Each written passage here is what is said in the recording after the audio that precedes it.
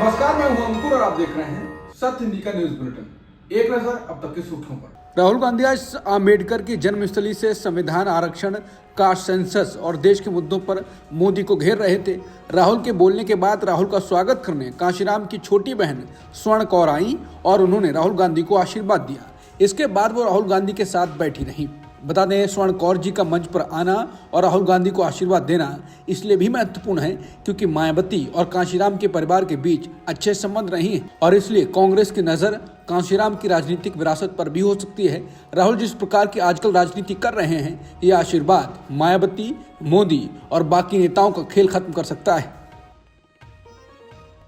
Gujarat BJP के एक नेता ने गणतंत्र दिवस के मौके पर आरक्षण को लेकर विवादित बयान दिया। उन्होंने इसे देश के लिए सिरदर्द बता दिया है। इस बयान का वीडियो सोशल मीडिया पर वायरल हो गया है।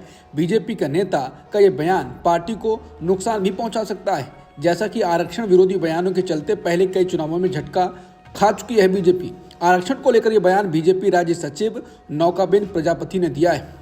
उन्होंने रविवार को बनासकांठा जिले में भाबर नगर पालिका द्वारा आयोजित गणतंत्र दिवस पर ध्वजारोहण समारोह में भाषण देते हुए आरक्षण के विरोध में बात कही। हालांकि वीडियो की हम पुष्टि नहीं करते हैं। सोशल मीडिया पर वायरल वीडियो में भाबर के ही रहने वाले सांसद प्रजापति को गुजराती में ये कहते हुए सुना जा सकता है कि राजनीति, तुष्टीकरण और वोट बैंक की नीति के आधार पर हम आरक्षण को खत्म नहीं कर पाए हैं और हम जानते हैं कि वर्तमान में आरक्षण सिरदर्द बन गया है। बता दें, बीजेपी नेता का यह बयान विपक्ष के लिए संजीवनी का काम कर सकता है। इससे पहले भी बीजेपी के नेता ऐसे ही बयान देते रहे हैं और उसका नुकसान बीजेपी को होता रहा है। 26 जनवरी के दिन अमृतसर में संविधान निर्माता बाबा साहेब भीमराव अंबेडकर की प्रतिमा तोड़ने की घटना से लोगों में उबाल है। अमृतसर में भीमराव अंबेडकर की प्रतिमा पर एक युवक ने चढ़कर हथौड़े मारे थे। पंजाब में घटना की निंदा हो रही है, वहीं अब इस घटना के विरोध में बंद का ऐलान किया गया है। इसके अलावा कांग्रेस ने दिल्ली में भी प्रदर्शन किया। कांग्रेस ने कहा कि कल गणतंत्र दिवस पर अमृतसर में बाबा साहेब की प्रतिमा को तोड़ने की शर्मनाक कोशिश की गई। ये पूरी तरह से आप सरकार की चूक और उनकी मौन सहमति का नतीजा है, जो बाबा साहेब के प्रति इनकी मानसिकता बयां करती है। कांग्रेस नेताओं ने कैंडल मार्च निकालकर बाबा साहेब और संविधान विरोधी ताकतों का विरोध किया। दिल्ली कांग्रेस अध्यक्ष देवेंद्र यादव ने कहा कि देश में दलितों, पिछड़ों और अल्पसंख्यकों के साथ जिस तरह का बर्ताव हो रहा है वो बहुत निंदनीय है। जहां जहां आम आदमी पार्टी बीजेपी की सरकार चल रही है, इस तरीके की घटनाएं बहुत हो रही हैं। कहीं ना कहीं केजरीवाल और उनकी सरकार की मौन सहमति नजर आती है। साफ है कि केजरीवाल भी बीजेपी की राह पर ही आगे बढ़ रहे हैं। वहीं कांग्रेस पार्टी लगातार दलितों, पिछड़ों और अल्पसंख्यकों की आवाज उठाती रही है और उनके अधिकारों के लिए लड़ती रही है। लोकसभा में विपक्ष के नेता राहुल गांधी ने आज मध्य प्रदेश के महू में जय बापू जय भीम जय संविधान रैली को संबोधित किया।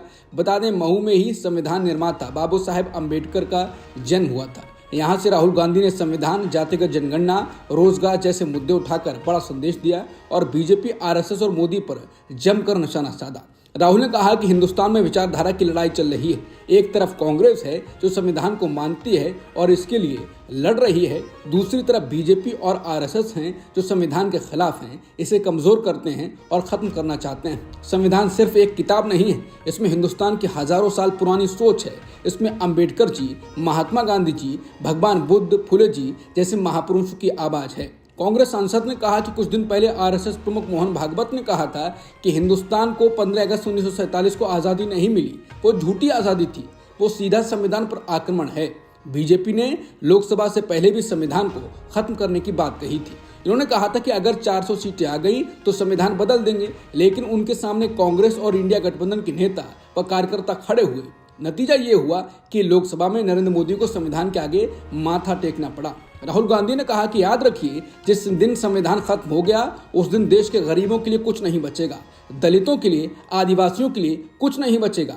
आजादी से पहले देश में गरीबों, दलितों, पिछड़ों, आदिवासियों के पास कोई अधिकार नहीं थे, सिर्फ राजा महाराजाओं के पास अधिकार थे। आजादी के बाद संविधान बना तो देश में सभी को अधिकार मिले। बीजेपी और आरएसएस के लोग आज़ादी के पहले जैसा हिंदुस्तान बनाना चाहते हैं जहां लोगों को कोई अधिकार ना हो, सिर्फ अडानी, अंबानी जैसे अरबपतियों के पास सारे अधिकार हों। राहुल गांधी ने अंबेडकर की धरती से बीजेपी और मोदी पर निशाना साधा और कहा कि दलितों, पिछड़ों को गुलाम बनाया जा रहा है और आप देखते जा रहे हो। आपकी लाइफ बर्बाद हो रही है, जिंदगी खत्म हो रही है और आप देखते जा रहे हो। बीजेपी कहती है दूसरी आज़ादी मिली 1947 वाली सच्ची आज़ादी नहीं थी, अब सच्ची आज़ादी मिली। राहुल गांधी ने कहा है कि राम मंदिर के उद्घाटन में मजदूर, पिछड़ों, दलितों, यहाँ तक कि आदिवासी राष्ट्रपति तक को नहीं जाने दिया गया अंदर। इससे पहले नई पार्लियामेंट के उद्घाटन में भी राष्ट्रपति को जाने से मना कर दिया गया था। राहुल बोले ये सच्चाई है। इसके साथ ही राहुल गांधी ने दलितों, पिछड़ों और आदिवासियों के लिए रास्ता बताया। राहुल ने कहा कि रास्ता कहाँ है।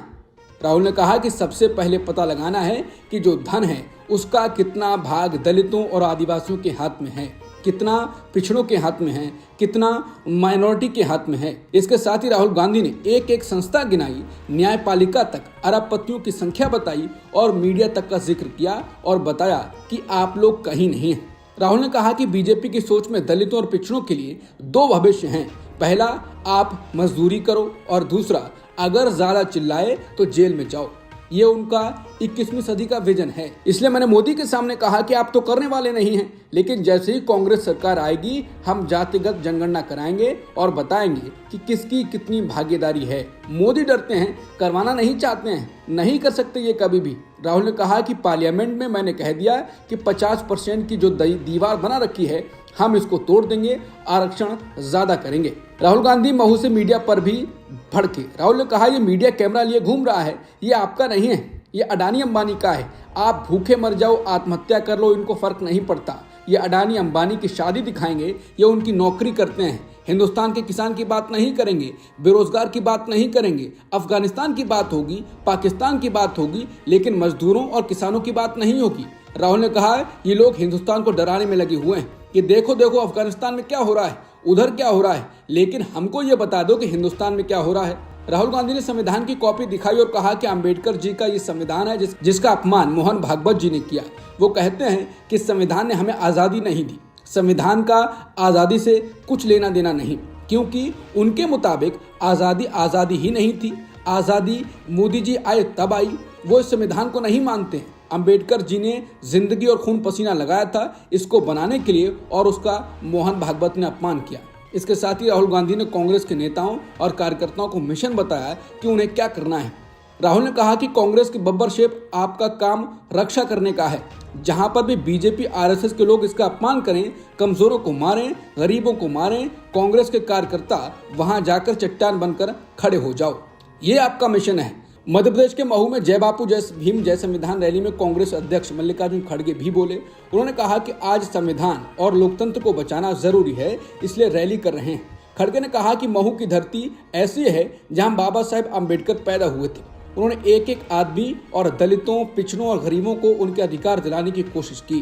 खड़गे ने कहा कि एक व्यक्ति इतना काम कर सकता है, तो अगर आप सभी अम्बेडकर बने तो बीजेपी की सरकार हिल जाएगी, पता नहीं रहेगा बीजेपी का। आपको अम्बेडकर, नेहरू, गांधी बनना है। ये बनकर लड़ेंगे तो आप कुछ हासिल करेंगे। आपकी तरफ से राहुल गांधी जी लड़ रहे हैं, कन्याकुमारी से लेकर कश्मीर तक पैदल यात्रा निकाल रहे हैं, इस देश के लोगों के लिए, संविधान बचाने के लिए, सब लोगों को जोड़ने के लिए। ये काम आपको भी करना है।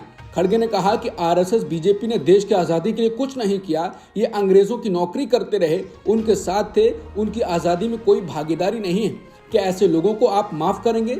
इनको सबको सबक सिखाना है तो एकजुट हो जाओ, एकजुट होके हकूक की रक्षा करो। अगर आप नहीं करेंगे तो नुकसान आपका है, राहुल गांधी जी का नहीं।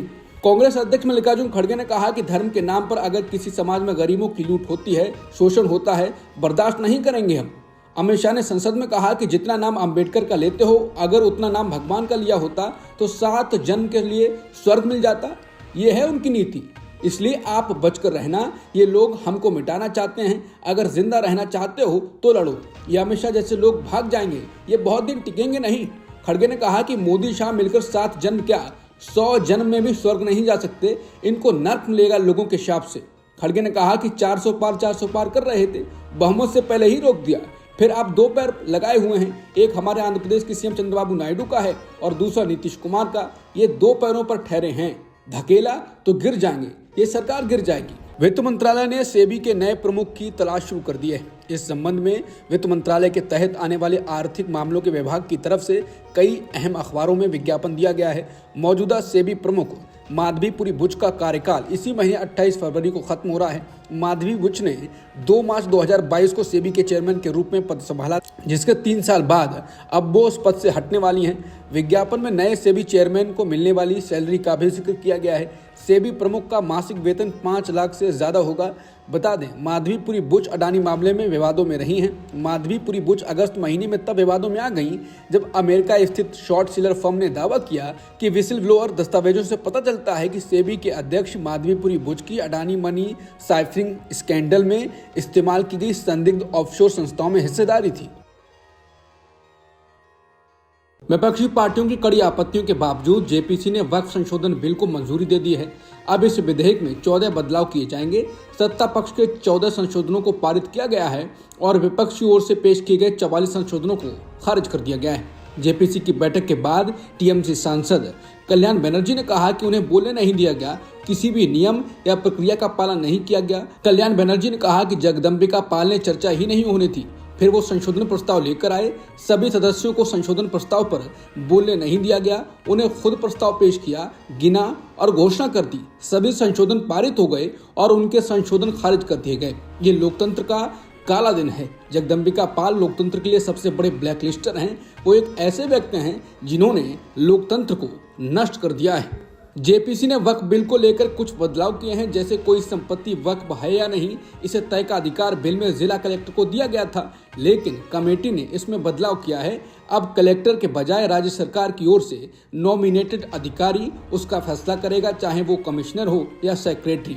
एक और संशोधन किया गया है कि पहले बिल में प्रावधान है कि राज्य वक्फ बोर्ड और केंद्रीय वक्फ परिषद में 2 गैर मुस्लिम सदस्य होंगे। अब बदलाव करके पदेन सदस्यों को इससे अलग रखा गया है। इसका मतलब ये हुआ कि नामी सदस्यों में से 2 सदस्यों का गैर मुस्लिम होना अनिवार्य होगा। बता दें कि 8 अगस्त 2024 को लोकसभा में पेश किए गए प्रस्तावित विधेयक की धारा 3C2 में सरकार को ये तय करने का अधिकार देने की मांग की गई है कि वक्फ के रूप में दी गई संपत्ति सरकारी भूमि है या नहीं। बता दें, वक्फ पैनल में संसद के दोनों सदनों से 21 नेता हैं, इसमें एनडीए से 16 हैं। उत्तराखंड में यूनिफॉर्म सिविल कोड यानी यूसीसी सोमवार से लागू हो गया है। मुख्यमंत्री पुष्कर सिंह धामी ने इसका ऐलान किया। सीएम धामी ने इसे प्रदेश के लिए ऐतिहासिक क्षण बताया और कहा कि 3 साल पहले प्रदेश की जनता से जो वादा किया था उसे आज पूरा कर दिया गया है। बता दें, समान नागरिक संहिता का मतलब है कि सभी नागरिकों के लिए एक ही कानून लागू होगा, चाहे उनका धर्म, जाति या जेंडर कुछ भी हो। यूसीसी उत्तराखंड के सभी निवासियों पर लागू होगा, लेकिन कुछ खास श्रेणियों जैसे अनुसूचित जनजातियों और संरक्षित समुदायों को इससे छूट दी गई है। हालांकि यूसीसी का विरोध करने वाले मुस्लिम धर्मगुरुओं का मानना है कि यूसीसी की वजह से मुस्लिम पर्सनल लॉ बोर्ड का वजूद खतरे में पड़ जाएगा, जो सीधे तौर पर मुस्लिमों के अधिकारों का हनन होगा। मुस्लिम धर्मगुरुओं को यूनिफॉर्म सिविल कोड के जरिए मुसलमानों पर हिंदू रीति रिवाज थोपने की कोशिश किए जाने का शक है। इसके विरोध में मुस्लिम नेता लगातार बोलते रहे हैं। वक्फ संशोधन बिल को मंजूरी दे दी गई है। उत्तराखंड में यूसीसी बिल लागू हो गया है। बीजेपी शासित राज्य उत्तराखंड है। ये खबर नीतीश और चंद्रबाबू नायडू के लिए बड़ी खबर है। अब देखते हैं कि वो क्या फैसला करते हैं। लोगों का कहना है कि इन फैसलों के बाद नायडू और नीतीश के लिए फैसला करने का वक्त आ गया है। अगर वो मोदी का साथ अब भी देंगे तो उनकी खुद की राजनीति डूब जाएगी। बता दें, नायडू और नीतीश दोनों सेकुलर नेता कहे जाते हैं और अगर वो भी अब भी मौन रहते हैं या मोदी का साथ देते हैं तो उनकी राजनीति पर बुरा असर पड़ेगा। यानी अब देखना है कि नीतीश और नायडू क्या फैसला करते हैं। अगर विपक्ष ने इस मुद्दे को सही से उठाया तो नीतीश और नायडू को बड़ा झटका लगेगा और सेकुलर होकर अपनी राजनीति को दशकों तक चलाने वालों की राजनीति बीजेपी की नैया में डूब जाएगी। दोनों नेताओं का वोट बैंक माइनॉरिटी भी है। दूसरा, राहुल गांधी तो लगातार पिछड़ों, दलितों और माइनॉरिटी की आवाज उठा रहे हैं, ये भी दबाव डालेगा। दिल्ली की आप सरकार ने पड़ोस की हरियाणा सरकार पर पानी को जहरीला बनाने का आरोप लगाया और कहा कि इसकी वजह से दिल्ली के कई इलाकों में पानी की सप्लाई बंद करनी पड़ी है। दिल्ली के मुख्यमंत्री आतिशी ने आरोप लगाया है कि चुनाव में हार के डर से भाजपा दिल्ली वालों को प्यासा मारना चाहती है। भाजपा अपनी हरियाणा सरकार से यमुना नदी में जहरीला पानी छुड़वा रही है। पानी में इतना अमोनिया है कि दिल्ली के 3 वाटर ट्रीटमेंट प्लांट बंद होने के कगार पर हैं। आतिशी ने कहा कि दिल्ली के 30% लोगों का पानी नहीं मिलेगा। हिंदू धर्म में पानी रोकने से बड़ा कोई पाप नहीं होता। दिल्ली के लोग भाजपा वालों को इस पाप का जवाब 5 फरवरी को देंगे। भारत के विदेश सचिव विक्रम मिस्री इस वक्त चीन के दौरे पर हैं। उन्होंने आज चीन के विदेश मंत्री वांग यी से मुलाकात की। भारत में चीन के राजदूत शू फ्यूहोंग ने सोशल मीडिया वेबसाइट एक्स पर पोस्ट कर इस मुलाकात की जानकारी दी। शी फ्यूहोंग ने एक्स पर लिखा है कि चीन दौरे पर पहुंचे भारत के विदेश सचिव विक्रम मिस्री से सोमवार को चीनी विदेश मंत्री वांग यी ने मुलाकात और वार्ता की। उन्होंने लिखा है कि भारत और चीन को इस मुलाकात का लाभ उठाना चाहिए और अधिक ठोस उपाय तलाशने चाहिए। दोनों देशों को आपसी संदेह, अलगाव और कमियों के बजाय आपसी सहयोग और समन्वय के लिए प्रतिबद्धता जतानी चाहिए। हमास ने गजा के विस्थापितों की उत्तर गजा में वापसी को जीत बताया है। हमास ने कहा कि विस्थापितों की वापसी हमारे लोगों की एक जीत है। ये विस्थापन और इजरायली कब्जे की योजना की असफलता और हार का संकेत है। गजा के सुरक्षा अधिकारियों ने समाचार एजेंसी AFP को बताया है कि सीमा खोले जाने के बाद 2 घंटे में 2 लाख विस्थापित फलस्तीनी पैदल चलकर गजा लौटे हैं। भारत में शतरंज के कई प्रशंसकों ने सोशल मीडिया पर एक वीडियो शेयर किया है जिसमें उज्बेकिस्तान के ग्रैंड मास्टर नोदुरबेक याकुबोव भारतीय शतरंज खिलाड़ी वैशाली से हाथ मिलाने से पीछे हट जाते हैं। इस वीडियो में वैशाली को उज्बेक खिलाड़ी की तरफ हाथ बढ़ाते देखा जा सकता है, लेकिन उज्बेक ग्रैंड मास्टर इस पर कोई प्रतिक्रिया नहीं देते हैं और मैच खेलने के लिए कुर्सी पर बैठ जाते हैं। सोशल मीडिया पर इस मुद्दे पर हो रही बहस के बीच याकुबोव ने एक्स पर इसके लिए सफाई दी। उन्होंने लिखा है कि शतरंज के प्यारे मित्रों, मैं वैशाली के साथ मैच में पैदा हुए हालात के बारे में बताना चाहता हूं। भारतीय खिलाड़ी के प्रति पूरे सम्मान के साथ मैं ये बताना चाहता हूं कि धार्मिक वजहों से मैं किसी महिला को टच नहीं करता हूं। भारतीय क्रिकेट टीम के तेज गेंदबाज जसप्रीत बुमराह को ICC ने test cricketer of the year घोषित किया है। बुमराह को साल 2024 में टेस्ट मैचों में शानदार गेंदबाजी के लिए यह सम्मान मिला है। भारतीय महिला क्रिकेट टीम की बल्लेबाज स्मृति मंदाना को ICC ने साल 2024 के लिए वनडे की सर्वश्रेष्ठ महिला क्रिकेटर घोषित किया है। बाएं हाथ के बल्लेबाज स्मृति मंदाना को साल 2024 में बेहतरीन प्रदर्शन के लिए ये उपलब्धि हासिल हुई। अब तक की खबरों में इतना ही। बाकी खबरों के लिए बने रहिए सत्यहिंदी.com के साथ।